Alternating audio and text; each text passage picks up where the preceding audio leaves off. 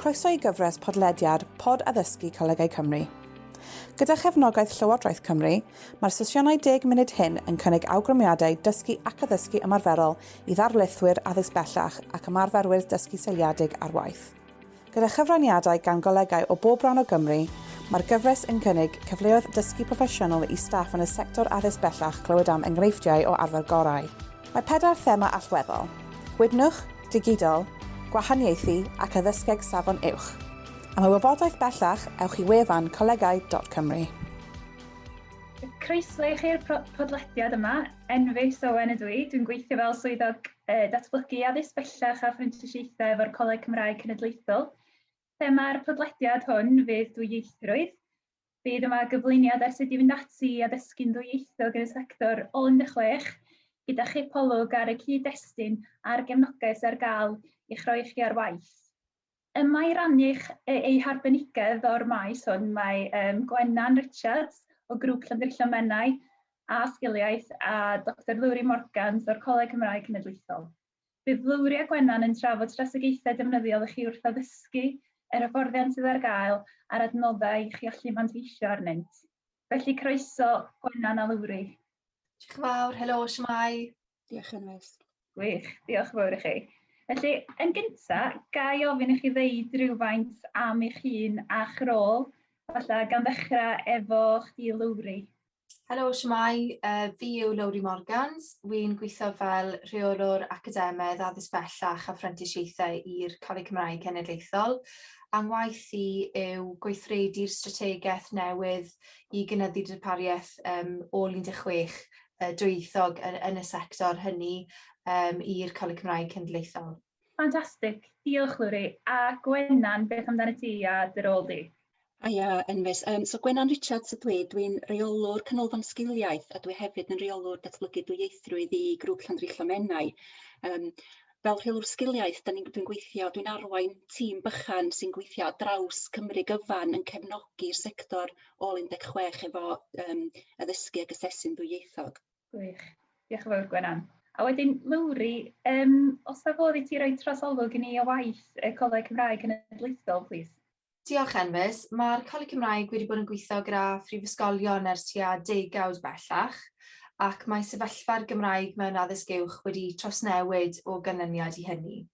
Felly, rydyn ni'n parhau i weithio i gynnal ac ymestyn ar y gwaith yn y sector addysg uwch, ond ymestynwyd rôl y coleg i gynnwys y sector addysg bellach a phrentisiaethau. A'r blaenoriaeth ar gyfer y cyfnod nesaf yw cynyddu'r ddarpariaeth Gymraeg a dwyieithog yn y sector. Sector falle ble mae yna lai o doddodiad o ddysgu trwy gyfrwng y Gymraeg hefyd.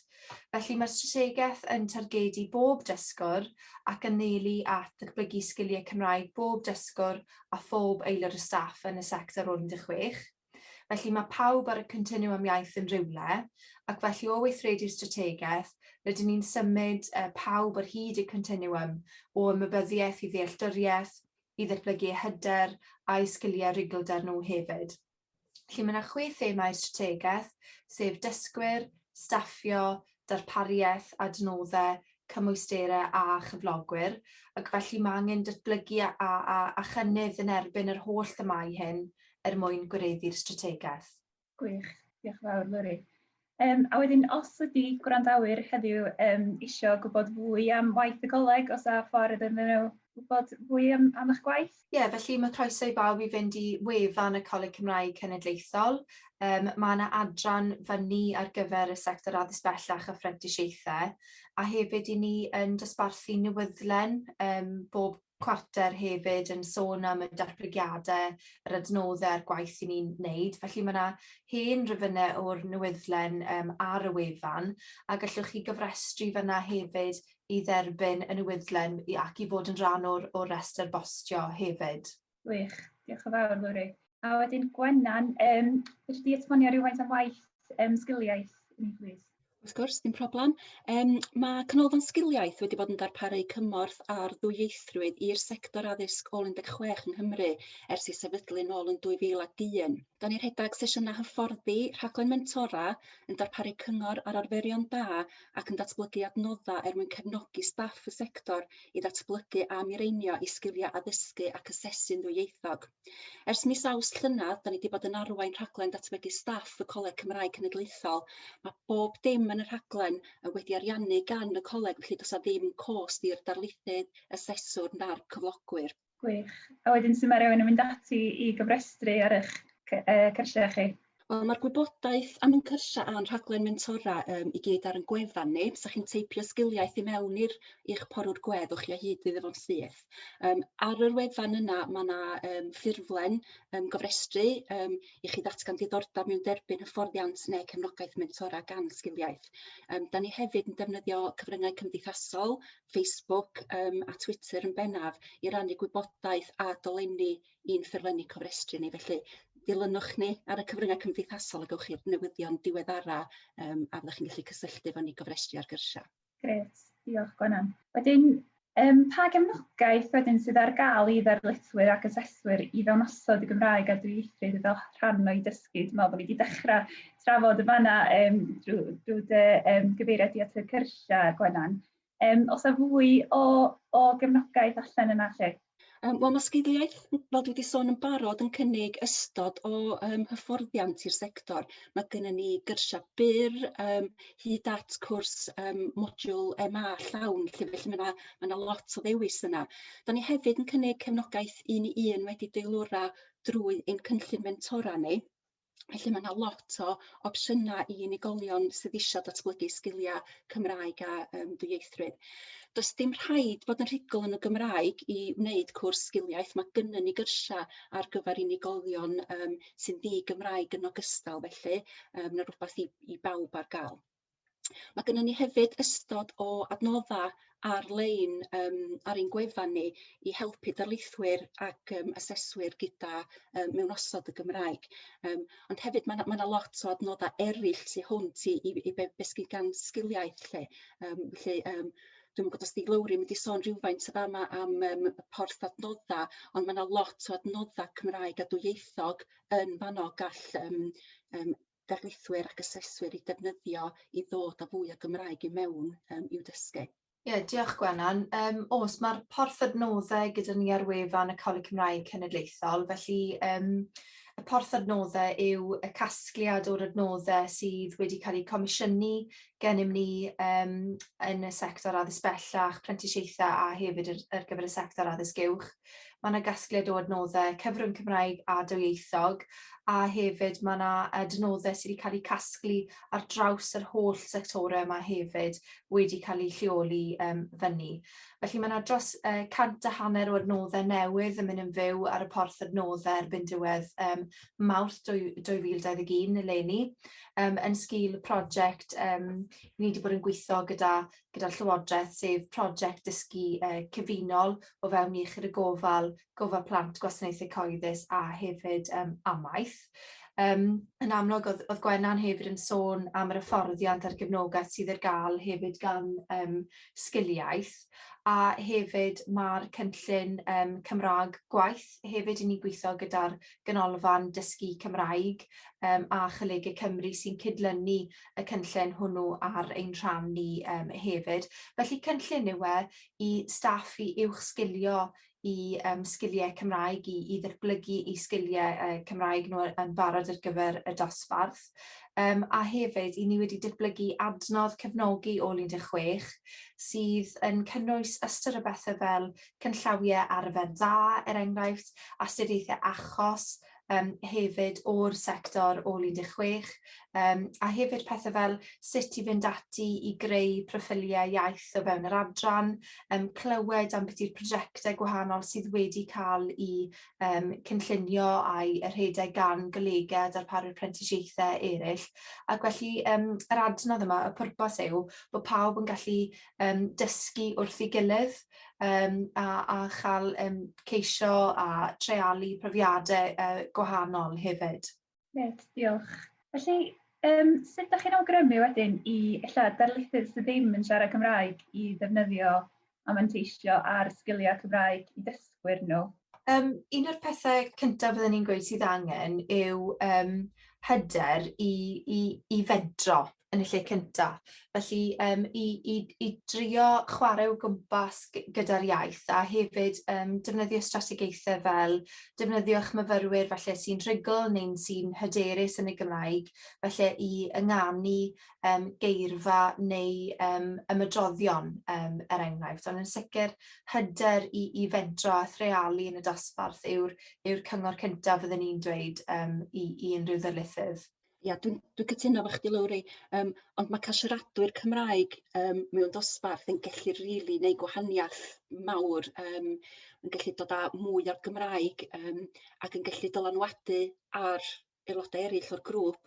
Felly, i ddarlithydd sydd falla yn ddi-Gymraeg neu'n ddi-hyder, dwi'n annog nhw i defnyddio y siaradwyr Cymraeg na mysg i dysgwyr, meddwl am sut maen nhw'n grwpio dysgwyr fel bod y rhai di-Gymraeg yn gallu manteisio o sgiliau'r rhai Cymraeg.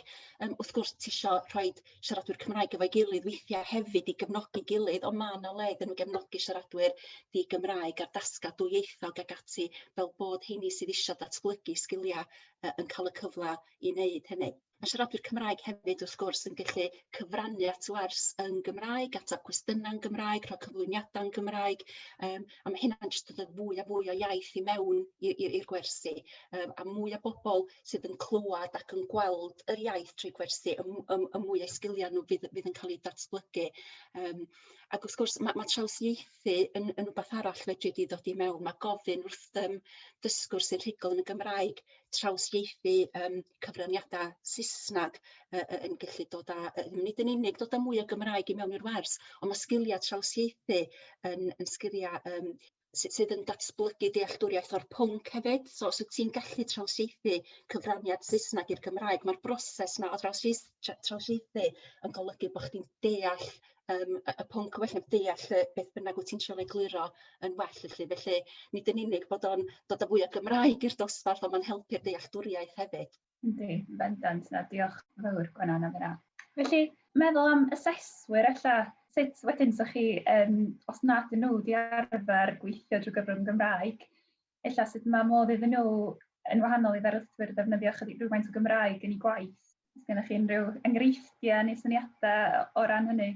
Unrhyw un sydd ddim wedi arfer gweithio drwy'r Gymraeg enfys, boed nhw'n ddarlithydd, asesydd neu pwy bynnag, lle dwi'n meddwl na un o'r llefydd i gychwyn ydy wrth ddechrau efo pethau sylfaenol fel cyfarchion, adborth a chwestiynau syml yn Gymraeg.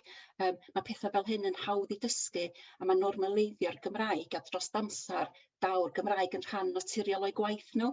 Ond i mynd yn ôl i aseswyr, maen nhw'n gweithio efo cyflogwyr, mae gennyn nhw rôl bwysig i chwarae mewn hyrwyddo y Gymraeg fel sgil cyflogadwyedd i'w dysgwyr. Felly dim ond jyst yn nhw methu siarad Cymraeg eu hunan, fedrwn nhw dal hyrwyddo manteision bod yn Gymraeg a dwyieithog i'w dysgwyr nhw, a fedrwn nhw hefyd gyfeirio i dysgwyr at yr adnoddau a'r cefnogaeth Cymraeg sydd ar gael iddyn nhw. Mae yna, fel da ni wedi sôn yn barod, y porth adnoddau, andros o lot o adnoddau yn fanno, ond mae yna lot o bethau ar y we fyddai'n gallu helpu dysgwyr yn y gweithla datblygu sgiliau hyd yn oed os nad ydy'r aseswr yn Gymraeg. Byddwn ni'n cytuno gyda hynny, Gwenan, ac yn sicr mae hyrwyddo enghreifftiau hefyd o sut mae'r prentis yn gallu gweithio yn ddwyieithog yn y gweithla hefyd yn rôl bwysig o safbwynt gwaith yr asesor yn sicr. Ac o ran yr adnoddau wyt ti'n sôn amdano fyna, wnaethon ni gomisiynu adnodd o'r enw prentis iaith, enghraifft mwyn datblygu sgiliau iaith y prentis. Felly mae modd i'r prentis weithio trwy prentis iaith i ddatblygu i lefel ymwybyddiaeth a'i dealltwriaeth nhw o'r Gymraeg fel rhan yr adnodd hynny, ac wedyn mae modd i'r aseswr i fynd ati i dracio cynnydd apprentice wedyn ni wrth iddyn nhw weithio o uned i uned. Felly mae hynny hefyd yn rhan o'r ddeialog rhwng yr asesor a'r apprentice hefyd. Felly yr adnodd hynny i gefnogi hynny wedyn. Grêt, diolch. Ia, mae yna lot o adnoddau allan yma'n does. Felly, i gloi, a dwi'n meddwl bod ni wedi cyffwrdd ar y thema bosib fan hyn, ond os gennych chi unrhyw gyngor i wrandawyr os dyn nhw eisiau rhoi cynnig ar ddechrau defnyddio rhywfaint o'r iaith efo'i dysgwyr lle? Ie, wel, ewch amdani ddeda i. Dechreuwch wrth wneud y pethau bychan fel da ni wedi sôn yn barod efo'r cyfarchion Cymraeg ag ati a cynnyddu'ch defnydd o'r iaith wrth i'ch hyder a'ch sgiliau datblygu, ond hefyd gwneud yn fawr o'r gefnogaeth sydd ar gael, felly'r cefnogaeth gyn sgiliaeth gan y Coleg Cymraeg Cenedlaethol, a dwi'n siŵr bod eich cyflogwyr chi a'ch cydweithwyr chi hefyd yn gallu bod o gymorth. Ie, fydden ni'n cytuno gyda hynny, Gwenan, yn sicr. Y peth pwysig yw cymryd y cam cyntaf yna a neidio mewn, ac felly cymryd yr hyder i gael y cam cyntaf, fel o ti'n sôn, i wneud y pethau bychain. Fi'n credu bod yna fwy o gefnogaeth nawr na sydd wedi bod eriod i ddatblygu'ch sgiliau Cymraeg, yn enwedig yn y sector o 16, a mae'r adnoddau o'n i'n sôn amdano ar wefan sgiliaeth, ar wefan y coleg, ar y porth adnoddau, a hefyd y cyrsiau hyfforddiant hefyd drwy sgiliaeth, a hefyd y cynllun Cymraeg gwaith hefyd, yn ffordd i ddatblygu eich hunain, i gymryd y cam ni. Felly ie, yn sicr, y gair ola yw i roi cynnig arni, ynddo fe? Ffantastig, diolch yn fawr. Diolch i chi am y sgwrs ac am rannu'r holl wybodaeth a chynnig cyngor defnyddiol iawn. Gyda chyfraniadau gan weithwyr proffesiynol y sector addysg bellach o bob ran o Gymru, mae cyfres podlediad Pod Addysgu Colegau Cymru yn cynnig cyfres o awgrymiadau addysgu a dysgu byr y gallwch ei roi ar waith heb oedi. Mae'r ystod o bodlediadau yn eang, gyda sesiynau'n ymdrin a themau gwydnwch, digidol, gwahaniaethu ac addysgeg safon uwch. Darganfyddwch fwy heddiw.